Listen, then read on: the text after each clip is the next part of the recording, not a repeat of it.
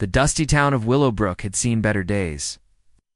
Once a thriving cattle town, it now struggled with harsh winters and failed crops. The wooden buildings looked tired and weathered, much like the people who lived there. On this particular morning, in 1885, a crowd had gathered in the town square, their faces grim and angry. At the center of their attention stood a young woman named Elena Rodriguez. She was barely 25 years old, with dark hair pulled back severely and clothes that had seen too many washings. Her hands were bound behind her back, and her brown eyes showed both fear and defiance. Beside her stood her 6-year-old son Miguel, clinging to her torn skirt with tears streaming down his small face, Judge Cornelius Hammond. A fat man with a permanent scowl sat behind a makeshift table that served as his courthouse. He held a piece of stolen bread in his hand, waving it at the crowd like evidence of the worst crime imaginable. "This woman," he declared in his booming voice, "has been caught stealing food from Henderson's general store. Not once, but 3 times in the past month. The law is clear about repeated theft, and the punishment is death by hanging." The crowd murmured their agreement. Food was scarce in Willowbrook, and everyone struggled to feed their families. Many felt that a thief, even a desperate mother, deserved no mercy. They had worked hard for what little they had, and someone taking food from their mouths was unforgivable. Elena's voice was barely a whisper, but she managed to speak. "Please, sir, my son was starving. I had no money, no work. I only took a small loaf of bread. Theft is theft," Judge Hammond replied. Coldly, "You've had 3 chances to change your ways, and you chose to continue stealing. The law applies to everyone, including mothers who can't control themselves." Little Miguel sobbed harder, not fully understanding what was happening, but sensing that something terrible was about to occur. Elena looked down at her son, her heart breaking as she realized she might leave him completely alone in this harsh world. The rope was already prepared. Hanging from the sturdy oak tree that had witnessed to many such scenes, 2 men stepped forward to lead Elena to her fate. But before they could reach her, the sound of horse hooves thundered through the square. A tall man on a black horse rode into the crowd, causing people to step back quickly. The rider was clearly a cowboy, with worn leather chaps, a weathered hat, and boots that had walked many miles. His name was Samuel Sam Carter, and he had just arrived in Willowbrook looking for work. He was 32 years old, with kind blue eyes and a face that spoke of both hardness and compassion gained through years on the trail. Sam dismounted his horse, pushed through the crowd, his eyes taking in the scene quickly. He saw the young woman with her bound hands, the crying child, and the hanging rope. His jaw tightened as he realized what was about to happen. Sam asked, his voice carrying the authority of a man used to being heard. Judge Hammond looked annoyed at the interruption. "This is none of your concern, stranger. We're conducting legal proceedings here. This woman is a thief, and she's about to pay the price for her crimes." Sam looked at Elena, seeing the desperation in her eyes and the way she kept glancing at her son. He had seen hunger before, had felt it himself during lean times on cattle drives. He knew the difference between greed and desperation. "What did she steal?" Sam asked. "Bread," someone in the crowd called out. 3 times she's been caught taking bread from Henderson's store. Sam's expression grew even more serious. "Bread? You're going to hang a woman for stealing bread to feed her child?" "The law is the law," Judge Hammond insisted. "Repeat offenders face the ultimate penalty. You can't have people thinking they can just take whatever they want." Sam stepped closer to Elena and Miguel, his presence somehow making the frightened pair feel slightly safer. The cowboy's eyes surveyed the crowd, noting their worn clothes and thin faces. These people were all struggling, all trying to survive in difficult times. "How much does she owe for the bread?" Sam asked. Mr. Henderson, the store owner, stepped forward. He was a nervous man who clearly didn't enjoy being part of this spectacle. "About $2 total, I reckon. Maybe a bit more." His pocket and pulled out a small leather pouch, counted out coins and handed them to Henderson. "There, the debt is paid. She doesn't owe anything now." Judge Hammond's face turned red with anger. "You can't just pay her debt and make this. Go away. She's committed crimes, and justice must be served. The people of this town demand it. Do they?" Sam asked, turning to address the crowd directly. Look around you. Look at your neighbors, your friends. Are these the faces of people who want to watch a mother hang for trying to feed her child? Or are these the faces of people who understand desperation because they've felt it themselves? The crowd began to shift uncomfortably. Some looked away, unable to meet Sam's steady gaze. Others began to murmur among themselves, questioning whether they really wanted to be part of an execution over stolen bread. Alina watched in amazement as this stranger defended her. No one had ever stood up for her before, especially not a man who had no reason to care about her fate. She could barely believe what was happening. I don't know who you are, Mr. Judge Hammond said, his voice shaking with rage. But you have no authority here. I am the appointed judge of this territory, and I will not let some drifting cowboy undermine the law. Sam fixed the judge with a steady stare. Maybe it's time someone did. The tension in the town square grew thick as Sam Carter faced off against Judge Hammond. The crowd watched nervously, unsure of what would happen next. Alina held her breath, still hardly daring to hope that this stranger might actually save her life. You think you can ride into our town and tell us how to handle our business? Judge Hammond sputtered, his face growing redder by the minute. This woman is a criminal, and criminals must face justice. Sam's voice remained calm but firm. Justice. What kind of justice is it to hang a woman for trying to keep her child from starving? Look at that boy, Judge. Look at him, and tell me his mother deserves to die for protecting him. All eyes turned to little Miguel, who was still crying and clinging to his mother's skirt. His small face was pale and thin, showing clear signs of hunger. His clothes were patched and too small, evidence of their poverty. Dr. William Morris, the town's physician, stepped forward from the crowd. He was an older man with gray hair and kind eyes who had been watching the proceedings with growing unease. Judge Hammond, Dr. Morris said quietly, I've been treating this woman and her child for months. The boy has been severely malnourished. She wasn't stealing out of greed or laziness. She was trying to save her son's life. The judge waved his hand dismissively.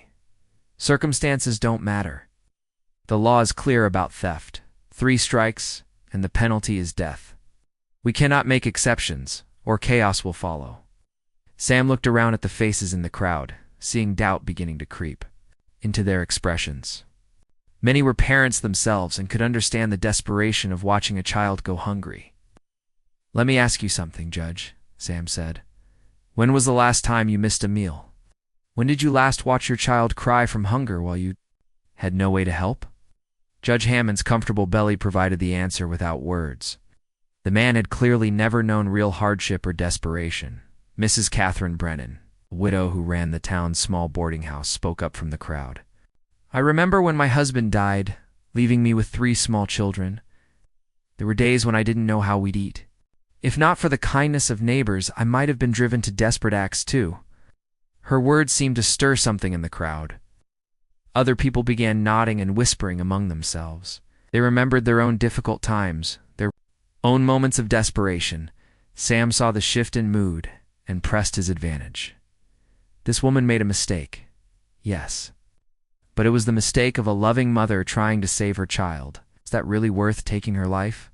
The law exists for a reason, Judge Hammond insisted, though his voice had lost some of its earlier confidence. If we let criminals escape punishment, lawlessness will spread. Then let's talk about the law, Sam replied. He had dealt with many judges and sheriffs in his travels and knew more about frontier justice than most. In most territories, theft of goods worth less than $5 is punishable by fines or short jail time, not death. Your punishment doesn't fit the crime. Alina listened to the debate over her fate with growing amazement. This cowboy was not only defending her, but doing so with intelligence and knowledge. She had expected to die today, leaving Miguel alone in the world. For the first time in months, she felt a spark of hope. Mr. Henderson, the store owner, looked uncomfortable with the whole situation. Judge, maybe we could consider other options. I never wanted anyone to hang over a few loaves of bread. I just needed people to know they couldn't take from my store without paying. Your store, Sam asked, turning to Henderson. How much business do you do in a week? Henderson shifted nervously. Not much, I'm afraid. Times are hard for everyone. Sam nodded thoughtfully. And how much business would you lose if word spread that Willowbrook hangs mothers for trying to feed their children? What kind of people would want to settle in a town like that? The question hung in the air as people considered its implications. Willowbrook was already struggling to attract new residents and businesses. A reputation for extreme harshness would make their situation even worse. Elena found her voice again, speaking directly to the crowd. I know what I did was wrong. I never wanted to steal from anyone. But when I watched my son growing thinner every day, when I saw him crying from hunger pains, I couldn't just stand by and do nothing. Her words were simple but heartfelt, and they touched the hearts of many in the crowd. Several women wiped away tears, remembering their own fears about their children's welfare. What about her husband? Someone called out. Where's the boy's father? Elena's face grew sad. My husband died in a mining accident 2 years ago. Since then, I've tried to find work, but there's little available for women in this town. Cleaned houses, taken in washing, done whatever I could. But it was never enough. Sam looked at Judge Hammond with determination. This woman has been punished enough. She's lost her husband, struggled to survive, and lived with the shame of her actions. Isn't that punishment enough? The judge was beginning to look less confident. The crowd's mood had clearly shifted, and even his supporters were looking uncertain. The righteous anger that had filled the square earlier was being replaced by sympathy and doubt. Dr. Morris stepped closer to Elena and Miguel. If I may, Judge, I'd like to examine the child. His condition might help us understand the severity of the situation that drove this woman to her actions. Judge Hammond couldn't refuse such a reasonable request without appearing even more heartless. Dr. Morris knelt down beside Miguel, gently checking the boy's arms and face, noting his thin condition. This child is severely underweight, the doctor announced to the crowd. He shows clear signs of prolonged malnutrition. In my professional opinion, he was in genuine danger of serious illness or death from starvation. The crowd murmured with concern. Parents looked at their own children, imagining what they would do in Elena's situation. Sam seized the moment. So we have a mother who is watching her child slowly die of hunger, a debt that's now been paid in full, and a community that needs to decide what kind of place they want to call home. I think the choice is clear. The crowd in Willowbrook's town square had grown restless as Sam Carter's words sank in. Judge Hammond could see that he was losing control of the situation, and his face showed both anger and desperation. He had built his reputation on being a harsh enforcer of the law, and backing down now would damage his authority. Enough of this nonsense, Judge Hammond declared, standing up from behind his makeshift table. I don't care how much sympathy this woman generates. The law is the law, and I won't be swayed by emotional appeals from a drifting cowboy who has no stake in this community. Sam stepped closer to the judge, his tall frame casting a shadow over the smaller man. No stake? I see a woman about to die for trying to feed her child, and a community about to make a decision they'll regret for the rest of their lives. That gives me all the stake I need. Elena watched the confrontation with growing fear. For a moment it had seemed like the cowboy might actually save her life, but now the judge was digging in his heels. She looked down at Miguel, who had stopped crying but still clung to her skirt with desperate fingers. Mrs. Brennan, the boarding house owner, stepped forward again. Judge Hammond, I've lived in this town for 15 years. I've seen good times and bad times, but I've never seen us become the kind of people who would hang a mother for loving her child too much. She's a thief, the judge repeated stubbornly. 3 times she's stolen from Henderson's store. If we let her go unpunished, every desperate person in the territory will think they can take whatever they want. Sam's patience was wearing thin. And if you hang her, every decent person for 100 miles will know that Willowbrook is a place where mercy doesn't exist. Is that the reputation you want for your town? Sheriff Tom Bradley, who had been standing quietly at the edge of the crowd, finally spoke up. He was a weathered man in his 50s, who had seen too much violence and death in his years wearing a badge. Judge Sheriff Bradley said carefully, I've been thinking about this situation. Maybe there's another way to handle things. The woman could work off her debt, serve some jail time, or face some other form of punishment. Hanging seems excessive for the circumstances. Judge Hammond whirled on the sheriff. Are you questioning my authority too, Bradley? I am the appointed judge of this territory, and my word is law. Your authority comes from the people you serve, Sam interjected, and it looks like the people are having second thoughts about your judgment. Indeed, the crowd was clearly divided now. Many faces showed doubt and discomfort with the harsh sentence. Parents held their children closer, imagining themselves. In Elena's desperate situation, Dr. Maurice, who had been examining Miguel, stood up with a grave expression. I need to say something, he announced to the crowd. This child is not just hungry. He's suffering from the early stages of starvation. His body is beginning to consume its own muscle tissue to survive. If his mother hadn't taken that food, he would have died within weeks. The doctor's words hit the crowd like a physical blow. Several women gasped, and men removed their hats. In respect for the severity of the situation, so you see, Dr. Morris continued, this wasn't theft born of greed or laziness. This was a mother's desperate attempt to save her dying child. In my opinion, any parent in this crowd would have done exactly the same thing. Alina felt tears streaming down her face as the doctor described her son's condition. She had known Miguel was getting thinner, but hearing it described in medical terms made the reality even more terrifying. Sam saw his opportunity and addressed the crowd directly. How many of you are parents? How many of you have children you love more than your own life? Nearly every hand in the crowd went up. Then you know, Sam continued, that there is no law on earth that could stop you from protecting your child. Alina Rodriguez did what any loving parent would do when faced with watching their child die slowly of starvation. Judge Hammond was growing more agitated by the minute. This was ridiculous. The woman admitted her guilt. The sentence has been pronounced. We will proceed with the execution as planned. No, Sam said firmly. We won't. The simple declaration sent a ripple of shock through the crowd. No one openly defied Judge Hammond, especially not strangers passing through town. You have no authority here, the judge sputtered. You can't stop legal proceedings. Sam looked around at the faces surrounding them. I'm not stopping anything, but I am asking the people of this town to think about what kind of community they want to be. Do you want to be known as the place that hangs desperate mothers? Or do you want to be known as a place where neighbors help neighbors in times of trouble? Mrs. Brennan spoke up again. I vote for mercy. This woman has suffered enough, and that child needs his mother. I agree, Dr. Morris added. Justice should be tempered with compassion. Our voices joined in, expressing support for Alina in opposition to the harsh sentence. The tide of public opinion was clearly turning against Judge Hammond. Alina couldn't believe what she was hearing. These people, who had seemed so angry and determined to see her punished, were now speaking on her behalf.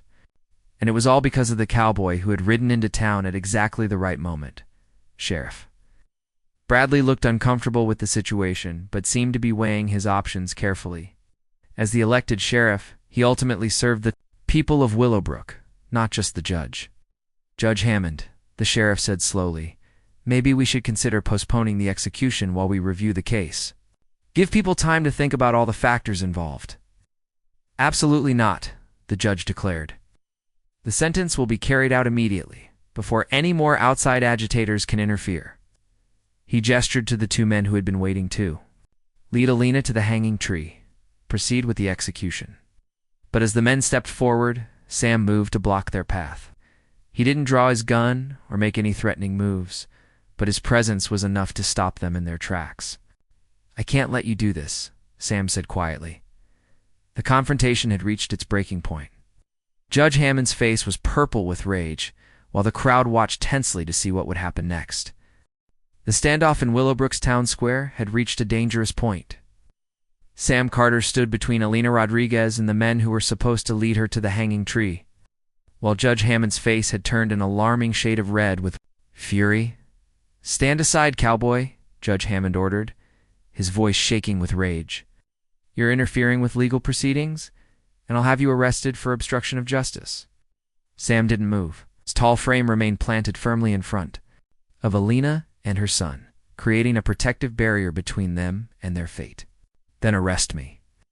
But you'll have to do it in front of all these people, and they'll know exactly what kind of justice you represent. Sheriff Bradley looked torn between his duty to support the judge and his growing doubts about the situation. The crowd was clearly becoming more sympathetic to Elena's plight, and he could sense that forcing the execution now might tear the community apart. Judge Sheriff Bradley said carefully, "Maybe we should take a step back here. The situation is getting out of hand and emotions are running high. Perhaps we could discuss this matter more privately." "There's nothing to discuss," Judge Hammond snapped. "The law has been broken, the sentence has been pronounced, and it will be carried out.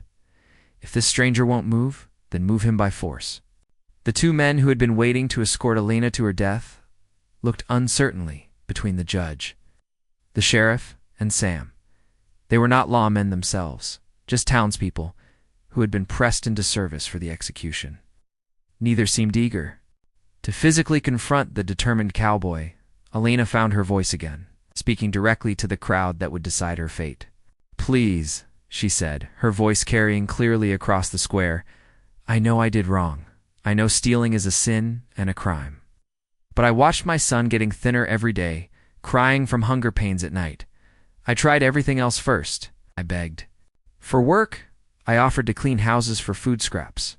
I even tried to sell the few belongings I had left." Her words were raw with emotion, and many in the crowd were moved by her obvious sincerity and desperation. "When Miguel started having trouble walking, because he was so weak," Lena continued, "I knew I had to do something or watch him die. I never wanted to hurt anyone or take what belonged to others. Just couldn't let my child starve to death. When there was food so close, little Miguel, sensing that his mother was in great danger, found his own small voice. 'Please don't hurt my mama,' he said, looking up at the crowd with wide, frightened eyes. 'She takes care of me. I need her.' The simple, heartbreaking plea from a 6-year-old child had a profound effect on everyone present. Several women in the crowd began crying openly, and even some of the men looked away to hide their emotions. Sam saw the impact of their words and decided to press the advantage. "Look at this woman and her child," he said to the crowd. "Really look at them. Do they look like dangerous criminals who threaten your community? Or do they look like two human beings who have been pushed to the very edge of survival?" Dr. Morris stepped forward again, his medical authority adding weight to his words.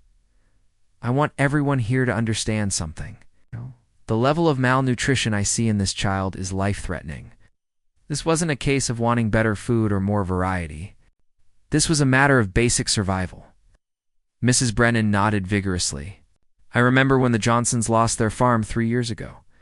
The whole community came together to help them through the winter. Why are we treating this family differently? Because they're not from here," someone in the crowd called out. "Dare. Strangers who came to our town and started stealing from our businesses?" Sam turned to address this concern directly. "So being a stranger makes her less deserving of compassion, makes her child less worthy of life. I'm a stranger too, but you were willing to listen to me when I spoke about justice and mercy." Judge Hammond, seeing that he was losing the support of the crowd, decided to try a different approach. "Fine," he said with forced calm. "Let's say we show mercy to this woman. What message does that send? Every desperate person in the territory will flock to Willowbrook, knowing they can steal with impunity. Your stores will be robbed blind, and your own families will suffer." It was a calculated appeal to the townspeople's fears and self-interest, and Sam could see that it had some effect. People began looking uncertain again, weighing their sympathy for Elena against their concerns about encouraging more theft. "Sheriff," Bradley spoke up thoughtfully. "Judge, what if we handled this differently? The debt has been paid by this gentleman here. What if we required the woman to work off the cost of the legal proceedings? She could serve the community in some way, make restitution, and show that she's learned from her mistakes." Sam nodded approvingly. "That sounds like real justice to me. Punishment that fits the crime, with a chance for redemption and a path back to being a productive member of the community." Elena's eyes filled with hope at the sheriff's suggestion. "I would be willing to work," she said quickly. "I'll do any honest labor to make up for what I did wrong. I just want the chance to raise my son and contribute something positive to your town, Dr. Morris had another idea. My wife has been looking for help with our household and medical practice. We could provide room and board for Alina and her son in exchange for her services. That way, she'd have supervision and support while she gets back on her feet. The crowd began murmuring with approval at this solution.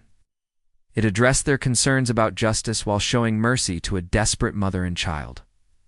Judge Hammond could see that his support was evaporating completely. Even his most loyal supporters were nodding at the alternative suggestions. His harsh stance was making him look cruel and unreasonable in the eyes of the community. "Oh, this is all very touching," the judge said with bitter sarcasm, "but it sets a dangerous precedent. Mark my words, this decision will come back to haunt this community." Sam faced the judge directly. "Maybe so. But I'd rather live in a community that errs on the side of mercy than one that hangs mothers for trying to save their children." The crowd was now clearly on Elena's side. Voices called out support for the alternative punishments and work arrangements. Even Mr. Henderson, the store owner who had been robbed, seemed satisfied with the proposal. Sheriff Bradley looked around at the faces of his neighbors and constituents, then made his decision. "I'm calling a halt to this execution," he announced. "We'll explore alternative forms of justice that better serve both the law and our community values." Judge Hammond's face went white with fury, but he could see that he had lost. The crowd was against him, the sheriff was against him, and even his appointed executioners seemed relieved to avoid carrying out the harsh sentence. The tension in the town square began to ease as Sheriff Bradley's words sank in. Alina Rodriguez felt her knees go weak with relief, and she would have collapsed if Sam Carter hadn't steadied her with a gentle hand on her arm. Little Miguel looked up at his mother with confusion, not fully understanding what had just happened, but sensing that the immediate danger had passed. Judge Hammond gathered his papers with sharp, angry movements, his face still flushed with embarrassment. In rage, "This is a grave mistake," he declared to anyone who would listen. "Mark my words, Sheriff Bradley. This decision will undermine law and order throughout the entire territory." "Maybe," Sheriff Bradley replied calmly, "but I'd rather take that risk than live with the knowledge that we hanged a mother for trying to feed her starving child." The crowd began to disperse, but many people approached Alina to offer words of encouragement or support. Mrs. Brennan was among the first. Reaching out to gently touch the young woman's shoulder, "You'll be all right now, dear," the older woman said kindly. "Dr. Morris and his wife are good people. They'll take care of you and your boy." Dr. Maurice himself came forward, kneeling down to Miguel's level. "Would you like to come see my house, son? My wife makes the best apple pie in town, and I think she'd be happy to share a slice with a brave young man like you." Miguel looked up at his mother for permission. Still unsure about trusting these strangers who had been talking about hurting her just moments before, Alina managed a weak smile and nodded. "It's all right, Miguel. These are good people who want to help us." Sam watched the interactions with satisfaction, but he could see that Alina was still shaken by her near-death experience. The woman was trying to hold herself together for her son's sake, but her hands were trembling and she kept glancing toward the hanging rope as if she couldn't quite believe she had escaped it. "Ma'am," Sam said quietly, "are you all right?" Alina looked at him with eyes full of gratitude and wonder. "I don't understand why you helped me. You don't even know me. Why would you risk yourself for a stranger?" Sam removed his hat and ran a hand through his dark hair, considering his answer carefully. "I suppose because I know what it's like to be alone and desperate. I know what it feels like when the world seems set against you, and nobody cares whether you live or die." "But you're not a thief," Alina said, shame coloring her voice. "You didn't break the law like I did." "Maybe not," Sam replied gently, "but I've made my share of mistakes. I've done things I'm not proud of when I was backed into a corner. The difference is that I never had a child depending on me. I can't imagine the strength it took to keep going when you felt like you had no options left." As they walked toward Dr. Morris's home on the edge of town, Sam stayed close to Alina and Miguel. The doctor's house was a neat 2-story building with a small garden and a white picket fence. His wife Margaret was waiting on the front porch, having heard about the day's events from neighbors. She was a plump, motherly woman with gray hair and kind eyes that immediately focused on Miguel. "Oh, you poor dear," she said, hurrying down the steps to embrace Alina. Don't you worry about anything now. We're going to take good care of you. And this precious boy, as they entered the house, Alina was struck by the warmth and comfort of the interior. Clean furniture, fresh flowers in a vase, the smell of baking bread. It was like stepping into a different world from the harsh existence she had known for the past 2 years. Margaret immediately set about preparing food for Alina and Miguel. While Dr. Morris conducted thorough examinations of both mother and child, Sam waited in the parlor, seeming reluctant to leave despite having accomplished his goal of saving Elena's life. When Dr. Morris finished his examination, his expression was grave. He called Margaret and Sam into another room to discuss his findings. Privately. The woman and child are both severely malnourished, he reported quietly. They're going to need careful feeding to rebuild their strength without making them sick. Alina shows signs of chronic stress and exhaustion. She's been running on pure determination for months. Margaret nodded with understanding. Sure, they get plenty of good food and rest. I'll keep Alina busy with light household tasks so she can feel useful while she recovers. The boy is in worse condition than his mother, Dr. Morris continued. His body has started consuming muscle tissue for energy. If Alina hadn't taken that food when she did, Miguel would have died within weeks. She literally saved his life. Sam listened to their plans with approval, but something was still bothering him. What about Judge Hammond? He seemed pretty angry about being overruled. Is Alina going to be safe from any kind of retaliation? Dr. Morris frowned thoughtfully. That's a good point. Hammond does have a reputation for holding grudges, and he was publicly embarrassed today. We'll need to keep an eye on the situation. I'll stay in town for a while, Sam decided, just to make sure there are no problems. Maybe I can find work at one of the local ranches. When they returned to the main room, they found Alina sitting at the kitchen table, watching Miguel eat a bowl of soup with desperate hunger. Tears were streaming down her face as she watched her son finally getting the nourishment he needed. You, she whispered to Margaret. Thank you for showing kindness to strangers. Margaret patted Alina's hand gently. We're all neighbors in this world, dear. When one of us is in trouble, it's up to the others to help. Over the following days, Alina began to settle into life at the Morris household. She proved to be an excellent helper, assisting Dr. Morris with his patients and managing his medical supplies with careful attention to detail. Her gentle manner with sick and injured people made her a natural fit for medical work. Sam found employment at the Thompson Ranch and visited the Morris house every evening. He brought small gifts for Miguel, carved wooden animals. Interesting. Stones he had found. Stories of life on the cattle trails. The boy, who had been shy and fearful, began to open up and laugh again. Alina watched the growing friendship between Sam and her son with wonder. Miguel had never had a father figure in his life, and seeing him respond to Sam's attention filled her heart with gratitude. More than that, she found herself looking forward to Sam's visits with an anticipation that had nothing to do with gratitude and everything to do with genuine affection. 3 weeks after the near execution, Alina was helping Dr. Morris tend to a patient with a broken leg when the man looked at her with curiosity. Aren't you the woman who was almost hanged for theft? Act. He asked bluntly.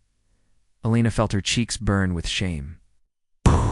Yes, sir, I am. The man studied her for a moment, then nodded approvingly. Well, you sure know how to wrap a bandage properly. My leg feels better already. Sometimes folks do desperate things for good reasons, I reckon. It was the first time Alina realized that her past might not define her future in Willowbrook. Townspeople had seen her work hard, contribute to the community, prove her worth through her actions, rather than judging her solely on her lowest moment. Dr. Morris noticed her thoughtful expression as they finished treating the patient. Alina, I want you to know that Margaret and I have discussed your situation. We'd like you to consider staying with us permanently, not just as a temporary arrangement. Alina looked surprised. You mean work for you as a proper assistant? More than that, Dr. Morris replied. We'd like you to consider yourself part of our family. We never had children of our own, and having you and Miguel here has brought us more joy than we've known in years.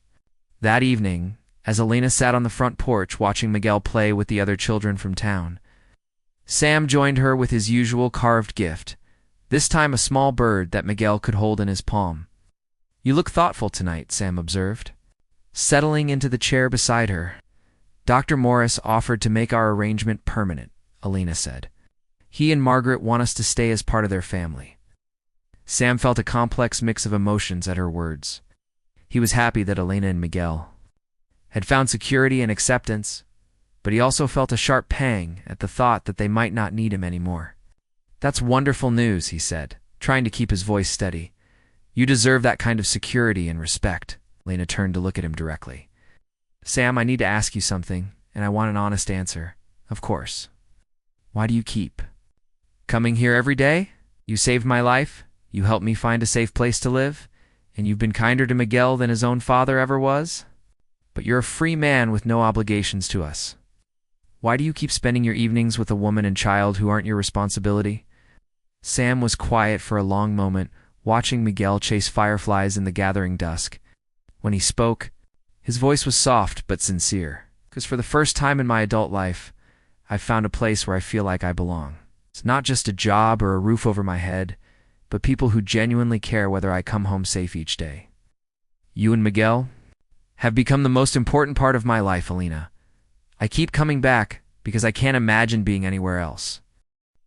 Alina felt her heart skip a beat at Sam's honest words. In the weeks since he had saved her life, she had come to depend on his daily visits, his gentle way with Miguel, and his quiet strength that made her feel safe for the first time in years. But she had been afraid to hope that his feelings might match her own growing affection. Sam, she said softly, I need you to know that what I feel for you goes far beyond gratitude. When I see you teaching Miguel to whittle, or when you ask about my day like my thoughts actually matter, or when you look at me like I'm someone worth caring about, ... I've never felt anything like it before. Sam reached over and gently took her hand. Alina, I know our situation is complicated. I know you've been through more than anyone should have to endure. But I need you to know that I've fallen in love with you, with your strength, your devotion to Miguel, your gentle heart that survived all those hard times. Before Alina could respond, Miguel came running up to the porch, breathless with excitement from his play. Mama, Sam, look what I caught. He held up a firefly cupped carefully in his small hands. That's beautiful, son, Sam said, and Alina noticed how naturally the word son came from his lips. Miguel noticed too. Sam, do you wish you had a little boy like me? Sam glanced at Alina, then knelt down to Miguel's level. Miguel, I can't imagine wanting any little boy more than I want you. If your mama would let me, I'd be proud to be your papa. Miguel's eyes grew wide with delight. Really? You'd want to be my papa? More than anything in the world? Sam replied. Sincerely. Alina felt tears flowing down her cheeks as she watched the two most important people in her life. Miguel, how would you feel about Sam being your new papa? I'd like it so much, Miguel exclaimed, throwing his arms around Sam's neck. Can we live in the same house and everything? Sam looked up at Alina with hope and love shining in his eyes. That depends on whether your mama will marry me. Alina couldn't speak for a moment, overwhelmed by the completeness of the happiness being offered to her. Just 2 months ago, she had been facing death with no hope for her son's future. Now she was being offered not just life, but love and family and belonging. Yes, she whispered, then louder. Yes, Sam Carter, I will marry you. The next few weeks passed in a whirlwind of wedding preparations. The entire town seemed excited about the upcoming marriage, with neighbors offering to help with everything, from Elena's dress to flowers for the church. Even people who had initially supported her execution now embraced the romantic story of the cowboy who had saved the desperate mother and fallen in love. Dr. Morris and Margaret insisted on hosting the wedding reception at their home, treating Alina like the daughter they had never had. Margaret spent hours helping Alina sew a beautiful white dress from fabric that Sam had purchased with his savings from the ranch. Sheriff Bradley, who had played such a crucial role in saving Elena's life, offered to give her away at the altar. Since she had no family of her own, it would be my honor, he said. I've never been prouder of a decision I made than stopping that execution. Even more surprising was a visit from Judge Hammond 3 days before the wedding. Lena was helping. Dr. Maurice organized his medical supplies when the judge appeared at the door, hat in hand and looking genuinely uncomfortable. Mrs. Rodriguez, he began formally, I hope you'll allow me a moment of your time. Lena felt a flutter of old fear, but Dr. Morris stepped protectively beside her. "Of course, Judge, what can we do for you?" Judge Hammond shifted uncomfortably, clearly struggling with his words. "I've come to offer my apologies and my congratulations. I've had many weeks to reflect on the events in the town square, and I've come to realize that I let my rigid interpretation of the law blind me to true justice." Elena stared at him in amazement. "Judge Hammond, I don't know what to say." "You don't need to say anything," the judge replied. "I just wanted you to know that I believe things worked out exactly as they should have.